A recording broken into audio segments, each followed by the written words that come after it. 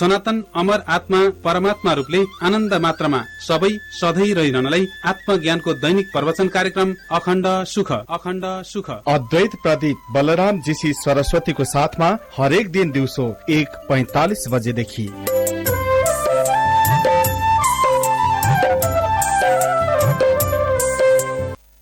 नमस्कार। संसारका मानिसहरू मध्ये सर्वश्रेष्ठ हुनुहुन्छ ज्ञानवान अर्थात् ज्ञानी।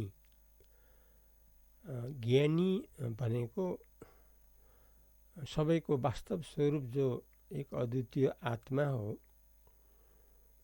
त्यो आत्मा रूपले मात्रै रहिरहनु भएको, जसलाई जीवन मुक्त देह मुक्त भनेर सम्बोधन गरिन्छ।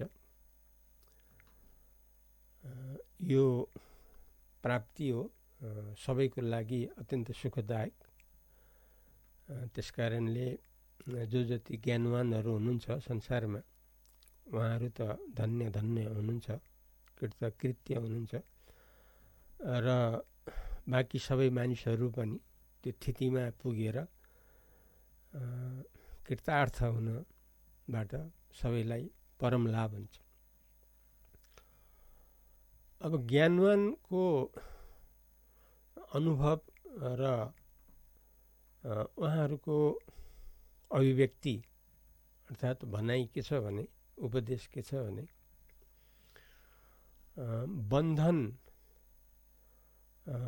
बन्धन के हो भन्ने सन्दर्भमा भन्नुहुन्छ। आत्मा मात्रै रूपले नरहेर शरीरलाई आफू भनिकन, शरीरमा अभिमान गरिकन, अनि शरीरकै लागि, किनभने शरीर पूर्ण रूपमा मानेपछि त अब शरीरलाई चाहिने कुराहरू त सबै व्यवस्था गर्नुपर्ने हुन्छ त्यो शरीर अभिमानीले, शरीरधारीले। त्यही क्रममा मैले यो लाभको लागि अनेक कर्महरू गर्दछु, यस्तो भनाइ हुन्छ। अर्थात् शरीरमा मात्रै अभिमान गरेर अनि शरीर मात्र रूपले आफूलाई रहिरहँदाखेरि धारणा के हुन्छ भने अनेक लाभको लागि मैले अनेक कामहरू गरिराखेको हुन्छु भनेर। अब यसलाई, यो भनाइलाई आत्मामा रहिरहनेहरूले यसलाई बन्धन भनेर भन्नुपर्छ। किनभने त्यो देहाभिमानीको पनि वास्तव स्वरूप त केवल आत्मा हो। आत्मा त परिपूर्ण हो, त्यहाँ त कुनै कमी छैन, सधैँ आनन्दै आनन्द रूप हो, अमर रूप हो, एक अद्वितीय हो। त्यसको तुलना गर्न त सकिँदैन, त्यस्तो अतुलनीय वस्तु हो। अब यस्तो आत्मा स्वरूप सबैको हुँदाहुँदै पनि यथार्थमा त्यसको बदला शरीरलाई मात्रै आफू भनिकन शरीरको चेष्टा अर्थात् हरेकमा फाइदा लिन्छु भनेर फाइदाको लागि मरिमेटी गरेर यसरी जो दिनचर्या बितिरहेको छ, त्यो चाहिँ नि त्यस्तो भाव हो बन्धन भन्नुहुन्छ। त्यति मात्रै होइन, अनि अगाडि के भन्नुहुन्छ भने यो कर्म र निष्कर्म भन्ने शब्दबाट, निष्कर्म भनेको के भने मैले जे जति काम गर्छु फलको आशा इच्छा नगरेर गर्छु। शरीर हुनुको कारणले आफ्नो कर्तव्य भाव जे जति छ त्यसलाई मैले निरन्तर गरिरहेको हुन्छु र गर्दाखेरि कुनै किसिमको फलको आशा इच्छा नगरेर केवल कर्म मात्रै मैले गरिरहन्छु भन्ने यस्तो भाव। अब यस्तो भाव हुन्छ योगीको, किनभने देहमा अभिमानीले नै योगको प्रक्रिया गरिने हुन्छ। त्यो देहबाट छुटकारा पाउनलाई, देहको बन्धनबाट हट्नलाई जो प्रयास गरिएको हुन्छ त्यो त योगको प्रक्रिया हो। तर यसमा पनि शरीरको अभिमान त हुन्छ। तर सकाम कर्म भन्दा यो निष्कर्ममा के फरक भन्दाखेरि जे जति कर्म गर्छु त्यो फलको आशा इच्छा नगरेर कर्म चाहिँ नि मैले गरिरहन्छु भन्ने जो भनाइ छ योगीको र जो स्वभाव हो योगीको। अब आत्मा मात्रमा रहिरहनु हुने संसारका सर्वश्रेष्ठ ज्ञानवानले त्योभन्दा फरक विचार भन्नुहुन्छ। त्यो के भन्नुहुन्छ भने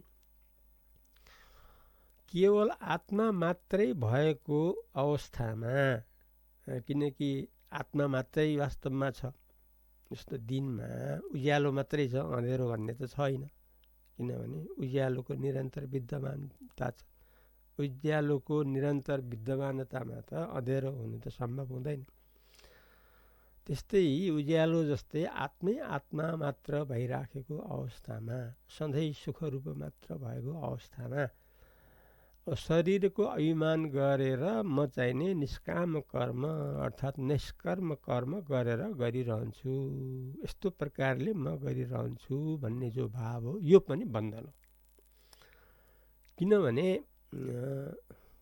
देहलाई सत्यता बुद्धि एकातर्फ गरियो भने अर्कोतर्फ निष्कर्म बुद्धिमा, निष्काम बुद्धिमा अभिमान भइराख्यो नि, अर्थात् यसमा म गर्व भइराख्यो नि, अर्थात् मैले यसरी निष्काम रूपबाट गरिराखेको छु भन्ने अहम त रहिराख्यो नि।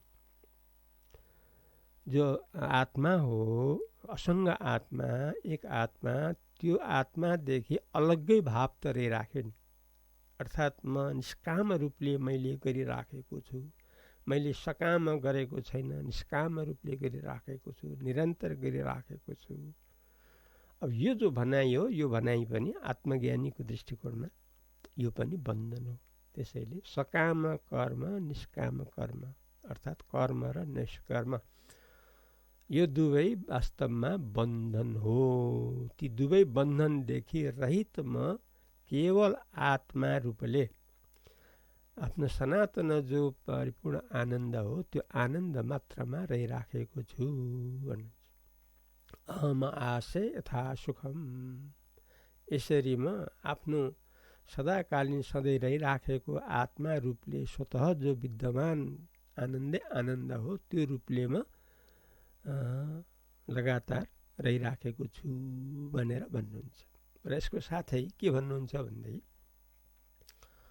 अब यो प्रसङ्ग छ संसारको यो ज्ञानशास्त्रमा श्रेष्ठ अष्टावक्र गीताको 20 प्रकरण मध्ये 13 प्रकरणको 4औं श्लोकमा यी कुरा वर्णन छ। यसमा ज्ञानवान यो जीवन मुक्त देह मुक्त यो नेपाल मिथिला भूभागका राजा त्रेतायुगका जनकको कुरा हो। यो उहाँले के भन्नुहुन्छ भने किनभने उहाँको स्थिति त केवल आत्मा रूपले हो। उहाँको शरीरको अभिमान, संसारको अभिमान, सम्पूर्ण अभिमान नष्ट गरेर यो गुणातीत रूपमा केवल आत्मा रूपमा स्थिति हो उहाँको त।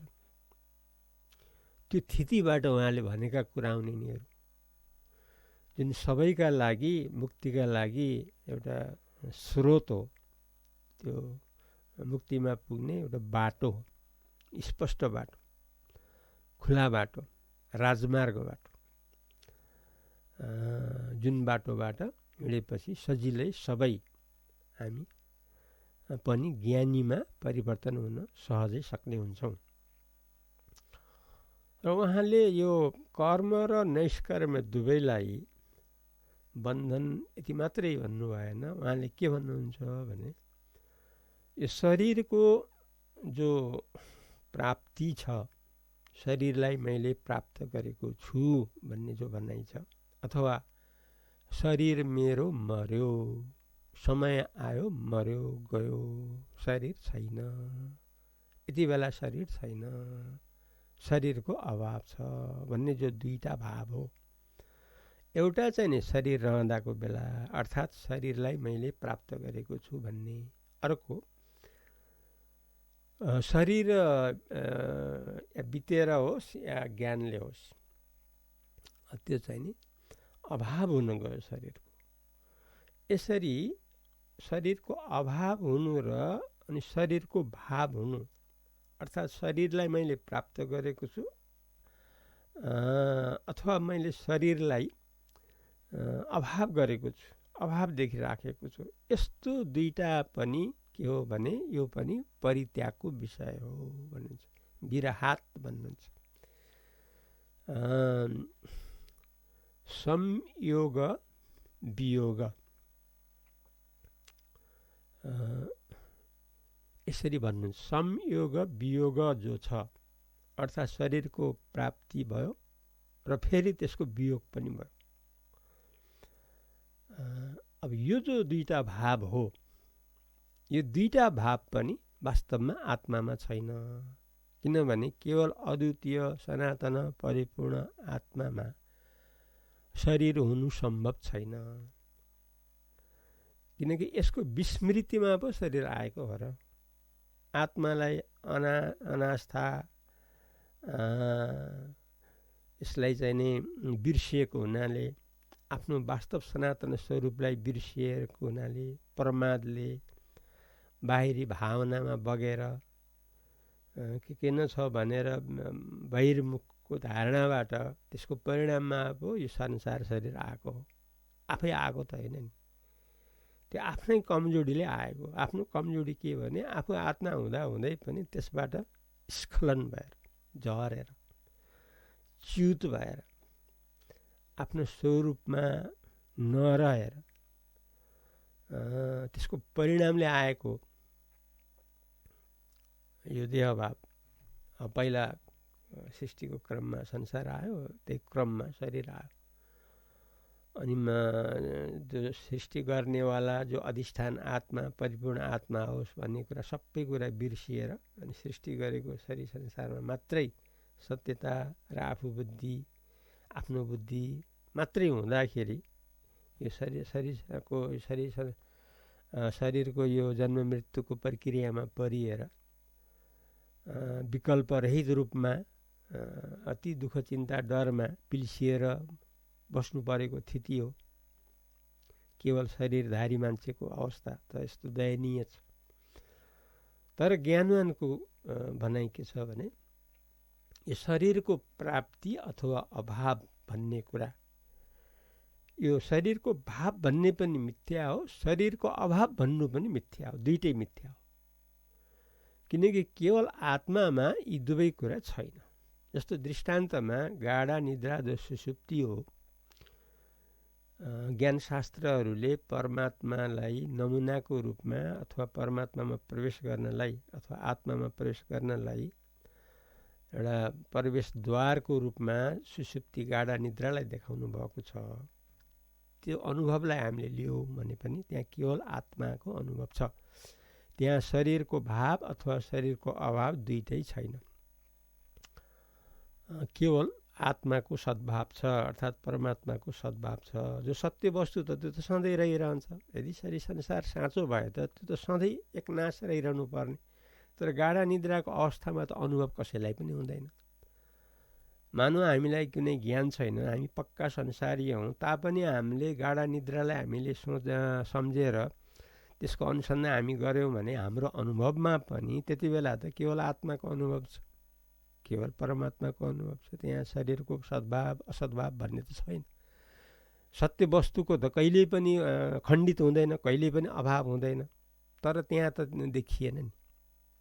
यसैले यो वास्तविक होइन। यो चाहिँ नि के हो भन्दाखेरि यो परित्यागको योग्य हो। के का लागि? केवल आत्मामा रहिरहनको लागि। किनभने आफ्नो वास्तव स्थिति के हो भने सबैको यथार्थ स्थिति केवल आत्मा हो, परिपूर्ण आत्मा हो, सनातन आत्मा हो। यस्तो आत्मामा त स्वतः सदा आनन्दै आनन्द विद्यमान छ। त्यसैले भन्नुहुन्छ यो कर्म र निष्कर्म रूप बन्धन जो छ त्यो रहित रूपले अथवा ती दुवैको अभाव रूप लिएर यो शरीरको संयोग र वियोग यो दुवै भावबाट पनि रहित रूपले केवल आत्मा सनातन परिपूर्ण अद्वितीय अखण्ड यस्तो रूपमा म रहिराखेको हुनाले मैले सधैँ आनन्द मात्रको अनुभवमा रहिराखेको छु भनेर अहम आसे यथा सुखम भनेर भन्नुहुन्छ। यो हो सबैलाई ग्रहण योग्य, सबैलाई अनुकूल, केका लागि? अमरताको लागि, परिपूर्णताको लागि, मुक्त भएर रहनको लागि, जीवनको सर्वोच्च सफलताको लागि। आजको प्रसङ्गमा यति नै राखौँ। अब भोलि नयाँ विषय लिएर आउनेछु। तबसम्मलाई अद्वैत प्रदीप बलरामजी सरस्वतीलाई प्रेमले बिदा दिनुहोस्। नमस्कार।